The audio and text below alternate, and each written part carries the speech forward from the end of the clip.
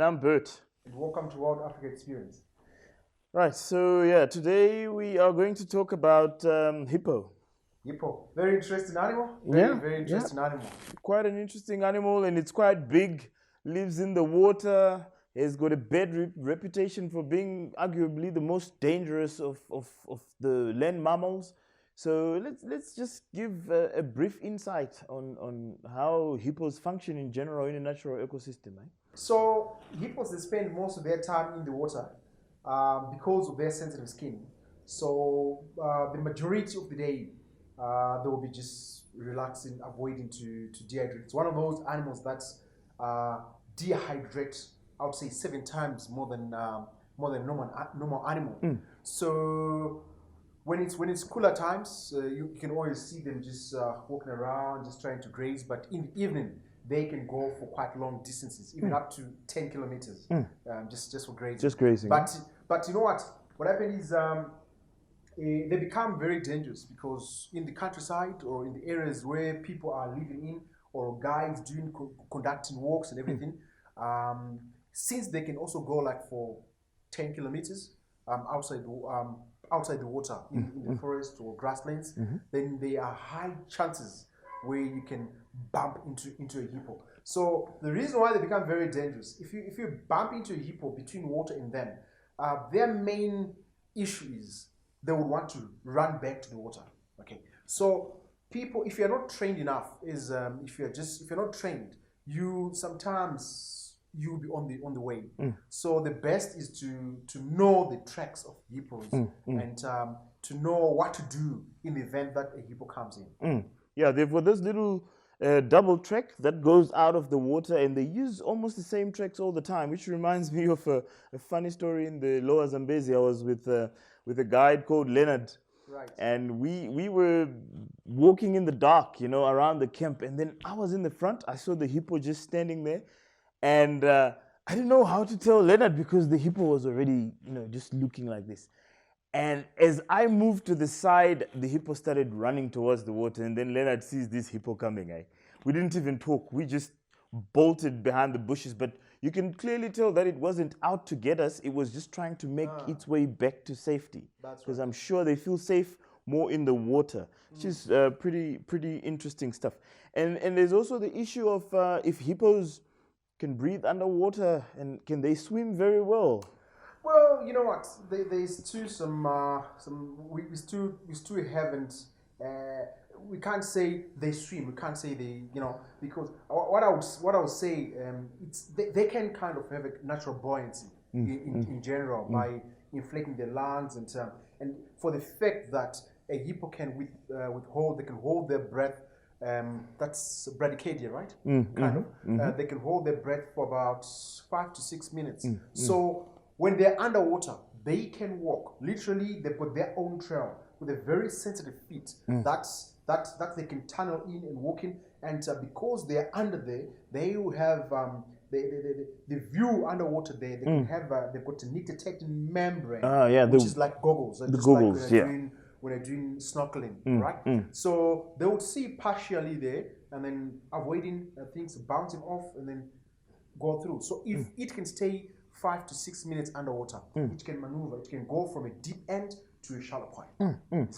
I've seen that. It's very interesting. I was with a group of photographers and filmers, and we ran a drone. I know it's not really ethical nowadays, but it was just when the drones came out, we ran it right on top of the Okavango. You could see the hippos just walking underwater. It was such a stunning view because when you're walking in a place like the Okavango, you don't realize that such stuff is happening out there, Or when you get on a helicopter, you start seeing them just moving around just like that. So it's something pretty interesting. You talked about the nictitating membrane. For people who have actually seen it, it's like a little third eyelid that closes sideways. It gives a partial view, but it helps. You see it on elephants, on a lot of species of birds. Right. And it closes and opens whilst the eye is open so that they don't get hurt, or they're not like humans where we just put our hands and block the potential danger for the eyes. That's right. Yeah, and hippos also live in pods, Yeah, they do live in ports, and that is why when we are doing canoeing in the Zambezi Valley there by Zambezi River, it's very important. You know, for one to get a canoe guide license, you have to have, I would say, over 1,000, minimum of 1,000 hours. Wow. So by having 1,000 hours, you would know how you will deal in the territories of hippos, because they love to hang around in same areas. In a pod, they would have a couple of males in there, breeding groups, females and everything. So they're all around, just hanging around there. So as a canoe guide, when you're going through there, you need to be very careful, because what happens is when you are paddling through the rivers, they love to be, they will be more stationed on the shallow point.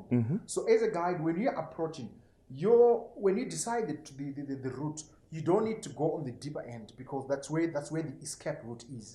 Comes back to what we were talking about earlier on. Yes. So you, even if it's there standing on the same direction where your canoe is going, just remain right at the edge. You know, because when it's reacting, it goes to the deeper point, and then you go through. Yes. So in that area, there's a place in Zambezi River I used to call Hippo City. My man, I bumped into about 60 hippos altogether, and they were all covering. You could see ears twitching around, and they were all covering the area where I was on a pedal. Wow. But you know what? I just became very brave, and then I just maintained my bank, hugged the bank, and then I managed to maneuver through, and then they went through. But it's something which is very, very scary. That's quite interesting. Eh? And you look at a hippo itself, it's got in sizes up to about 30 centimeters long, eh?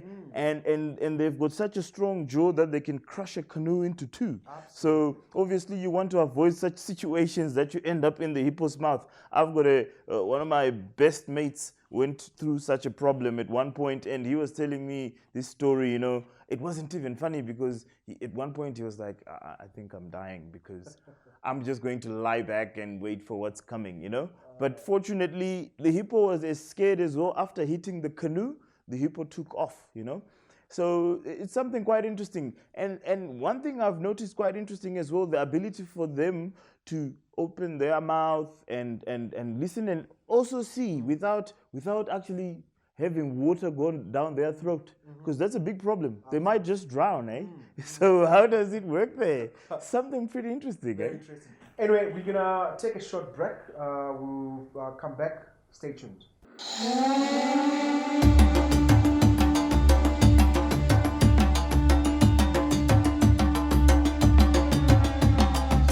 All right, welcome back.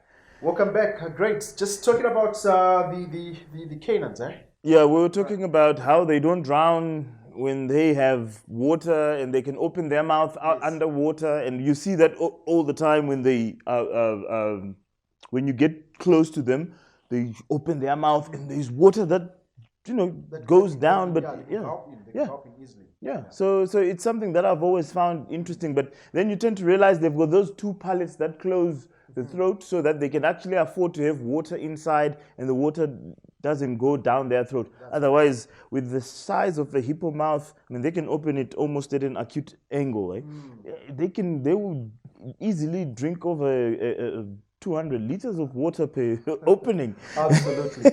Yeah, talking about the opening and closing of the mouth, they constantly sharpen the teeth, right? So that is why when they crunch or when they bite, with the force, the canoe will eventually split. Will split. It's several times it happens on the canoe. And if you're a canoe guide, and if you haven't had such an incident, you still haven't. You need to graduate. You need to go back on the river. Yeah. So it's quite great just to have them in the river. I love the sound. They can make close to 14 different different types of calls, early in the morning, later afternoon, and just giving that sound, which is quite a great. Yeah, that sound is actually quite immense, especially the main one. They do, the males, they make that loud sound. It comes from the nostrils, and because they've got those sphincter muscles around the nostrils, they can compress the air, and it sounds like a burst. Amplified.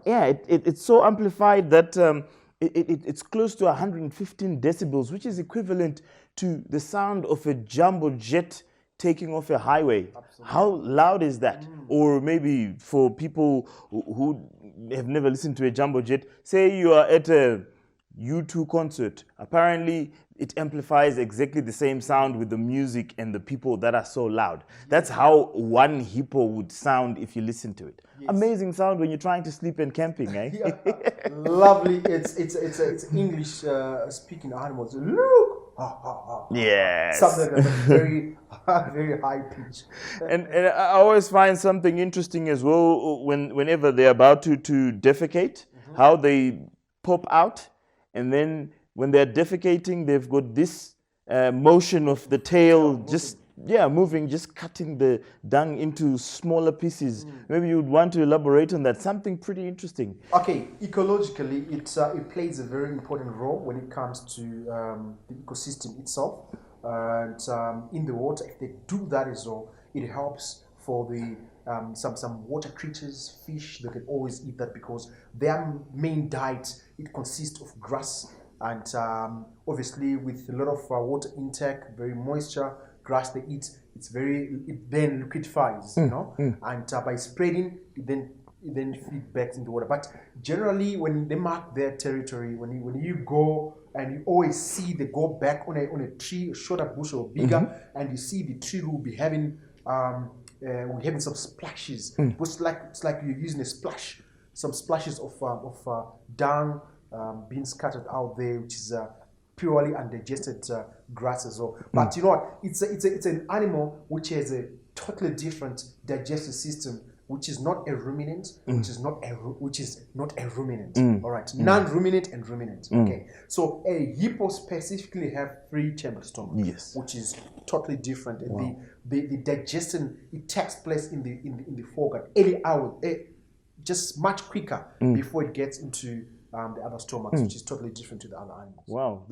I remember being in South Luangwa where you see all these huge hippos.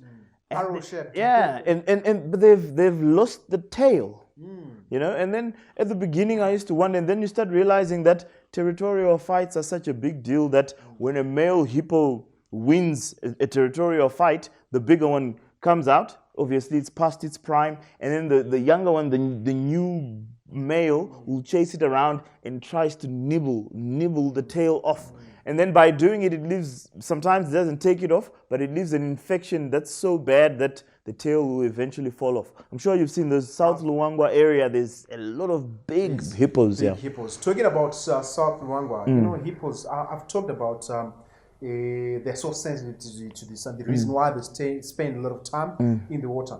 So what happened is their skin is very sensitive. It does crack a lot. So when they spend more time out, it has a tendency of cracking. And then hippos, they have a tendency of secreting what you call blood sweat, because they don't have sweat glands. Blood sweat, it looks like a red blood secretion that acts like a sunblock, sunscreen. It helps certain times when it's very hot, just to protect the skin. But otherwise, by cracking like that, it also have infections. And ecologically, a hippo plays an important role again by harboring the Bioharzia, what do you call it? The Bioharzia parasite. Yes, you know, yes. which it doesn't get affected, but it plays an important role. Why? It's because of ecological, you know, control of things you die for it and something like that. So yeah. That's quite interesting, yes. Schistosoma. That's Belatia, eh? Yeah. So, so in general, you find that, hippos are pretty interesting. And there's one survey that was done that showed that hippos also, the main reason that they would have chosen such a niche of staying in the water is because with the barrel shape and the legs are this short, it could be difficult for them to mate. And also it releases pressure off the legs when they're in the water. You know, when you get in the water and then they're sort of a bit more relaxed. That's right. And they don't have to worry, because they saw in zoos where hippos spend more time outside that they've got more cracked bones, you know, with this infrared sort of an X-ray that they used to take with them. So it's something that I found very worthwhile in noting. But speaking of their diet is so weird, because occasionally people have seen hippos nibbling off carcasses or stealing off crocodiles, or some people would love to say they were trying to help in impala, and then the next thing they're trying to nibble off. So maybe their ancestry might have been a carnivorous ancestor. Yeah, that's right. Because remember, they still have premolars, and they are able to do that. I've seen them feeding on fish. I've seen them eating on carcass. So it's common, just like we do eat meat, we do eat whatever. So Omnivorous, yeah. So they kind of it. So now we cannot say they're only herbivores. Wow. But occasionally Yeah. they'll feed on grass. Wow. And they'll feed on meat. Yeah. So talking about the breeding, and we talk about phlegm and grimace, the testing of urine that is being done by males, sniffing the urine behind, and then goes through the pituitary gland, the Jacobson organ, or the vernomenasal. Veronasal, Veronasal, yeah, that's right. You can call it that way. So in hippos, they've got an amazing way of doing. They can syringe water and urine. Wow. And then they're able to separate, and then the male will be able to see if the female is in estrus or what. That is quite interesting. While they are in the water, Wow. they're able to do that. So wow. That is pretty cool. interesting, yeah. So a baby hippo is born outside water, but they get introduced in the water shortly after are born, and they can dehydrate very faster than the adults. So you often the pinkish color that you see on them. Yeah. So you often see them. They submerge a bit. They will be in the water again, and then sometimes when it's colder, they will have to jump on the mother's back, and then they go in again. So they're very, very protective against their calves. Their calves, That's one thing which you don't need to bump into. Yeah, so yeah, you can tell, I'm sure that like crocodiles would try to go for the baby hippos, or even some other bulls would try to kill the other baby hippos, which is something quite common. It does happen a lot, just that's such a competition. I remember when I was in some parts, there's a place in Lower Sabi Kruger National Park, I think you've been there, there's a pond where you literally see over 50 or 60 hippos. And then at the same time, you see almost about 60 to 100 crocodiles. So they've learned staying together, coexist, coexist, but knowing their boundaries, because a baby hippo, if it happen to go there, it'll get killed. And even a crocodile, if it even comes there, it gets beaten in half. Remember, with such a force, it gets beaten in half. Yeah. So they know that we're all living there together. Yeah. And so it's quite great. Well, look, there's so much to talk about from hippos. I mean, such a big female only takes 7 months before it gives birth, something quite interesting. Very interesting. And I've always wondered how the females don't drown, but now you think about the fact that they can withhold their breath for quite a considerable amount of time, because they are mating in the water, and generally the males are pretty big. So it's something, that really makes you wonder. Nature just works in amazing ways. That's right. Yeah. So, well, that is it from us. And I'm sure we'll do another good one of hippos, because there's so much to talk about. There's so much to talk about. Yeah, we'll always come back with different versions, with different ways of depending on our experiences. And there is quite a lot. I've encountered so many hippos in the water and on food during walking safari. So yeah, we'll definitely come back. So that is it from me, Bert Milton. And this is Wild Africa Experience. Thank you.